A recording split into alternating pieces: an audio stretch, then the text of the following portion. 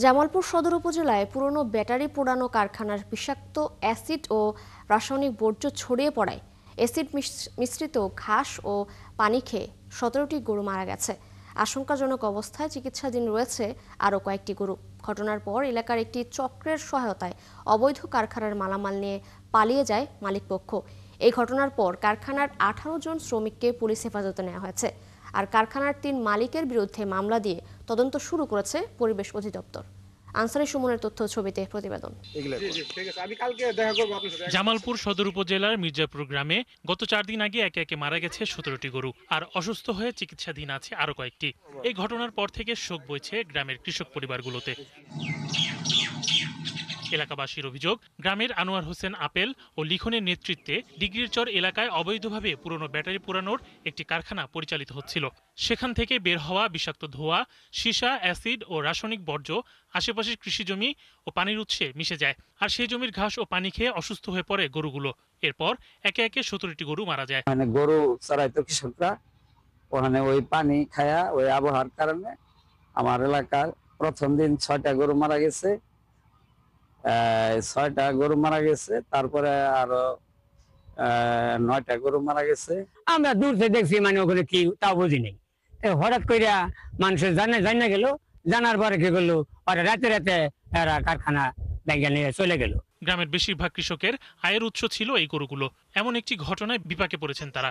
অসুস্থ গরুগুলো নিয়েও শঙ্কায় আছেন। আমাদের এলাকা, আমার গরুই সবথেকে সম্বল। আমার খালি বলতে না, সবারই একই অবস্থা। কাশমা খায় তো যদি পানি খায়া, এই যে 4-5 দিন পরে বান্ধা ভরে গেছে, এরপরে আমার গরু 11টা ধরে অসুস্থ। যে ক্ষয়ক্ষতিটা হইতেছে, অনেক গরু যে হইতেছে, ক্ষতি হইতেছে আপনার, এটা আমরা ওই যে ব্যাটারি কারখানা তাদের মানে একটা শাস্তি চাই ভয়াবহ। এর মধ্যে মৃত গরুগুলোর নমুনা সংগ্রহ করা হয়েছে। জেলা প্রাণী সম্পদ কর্মকর্তা জানিয়েছেন, নমুনা ঢাকায় পাঠানো হবে। প্রতিবেদন পেলে সঠিক কারণ জানা যাবে। আমরা ওখানকার গবাদি পশুর বিছানা এবং খড়, ঘাস, লতাপাতা নিয়ে ঢাকায় কেন্দ্রীয় প্রাণী রোগ অনুসন্ধান গবেষণায় পাঠিয়েছি। ওখান থেকে কনফার্মেশন ডায়াগনোসিস আসলে আমরা বলতে পারবো যে কী কারণে এগুলো মৃত্যু হয়েছে। এদিকে এই ঘটনার পর কারখানার 18 শ্রমিককে হেফাজতে নিয়েছে পুলিশ। আর অবৈধ কারখানার 3 মালিকের বিরুদ্ধে মামলা দিয়ে তদন্ত শুরু করেছে পরিবেশ অধিদপ্তর। এই সংক্রান্তে পরিবেশ অধিদপ্তর জামালপুরের একজন ইন্সপেক্টর সন্দীপ বিশ্বাস বাদী হয়ে জামালপুর সদর থানায় এজাহার দায়ের করলে এ বিষয়ে নিয়মিত মামলা রুজু হয়েছে। এখানে উল্লেখ্য যে পরিবেশ অধিদপ্তর এই মামলাটির তদন্ত প্রয়োজনীয় ব্যবস্থা গ্রহণ করবে। উদ্যোক্তা তথা যারা মালিক ছিল তাদের আমরা নাম ঠিকানা সংগ্রহ করেছি এবং গতকালকে আমরা বাংলাদেশ পরিবেশ সংরক্ষণ আইন অনুযায়ী তাদের বিরুদ্ধে আমরা মামলা দায়ের করেছি এবং তাদের এই যে বিষয়টি, এটা আমাদের তদন্ত চলমান রয়েছে। ক্ষতিগ্রস্ত গরুর মালিকদের ক্ষতিপূরণ নিশ্চিত করা এবং যাদের অবহেলার কারণে এই বিষাক্ত কারখানা সচল ছিল তাদের বিরুদ্ধে ব্যবস্থা গ্রহণের জোর দাবি জানিয়েছেন এলাকার মানুষ। শরীফ আজাদ প্রীতম, 71। দর্শক, এই বিষয়ে আরো জানাতে আমাদের সাথে যুক্ত হচ্ছেন সহকর্মী আনসারি সুমন।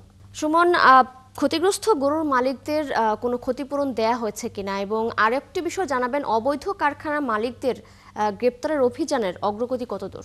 ধন্যবাদ তৃষা।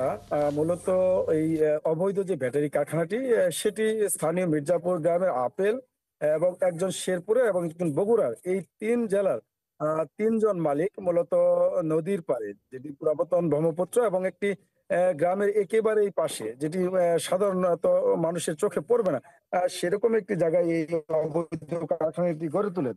এবং এই কারখানা গড়ে তোলার পর থেকেই মূলত তার যে বিষাক্ত ধোঁয়া, সীসা গলানো পানি এবং অন্যান্য যে বর্জ্যগুলো আছে অ্যাসিড মিশ্রিত, সেগুলো কিন্তু স্থানীয় যে ফসলের বিস্তীর্ণ মাঠ, সেখানে মিশে যায় এবং পুরাতন ব্রহ্মপুত্রের পানিতে মিশে যায়।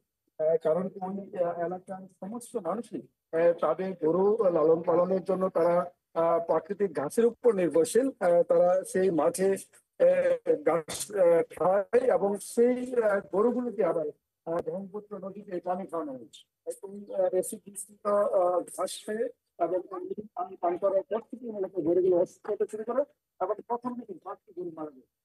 এরপরে গত 4-5 দিনে গরু মারা গেছে এবং আরো বহু গরু কিন্তু অসুস্থ অবস্থায় রয়েছে।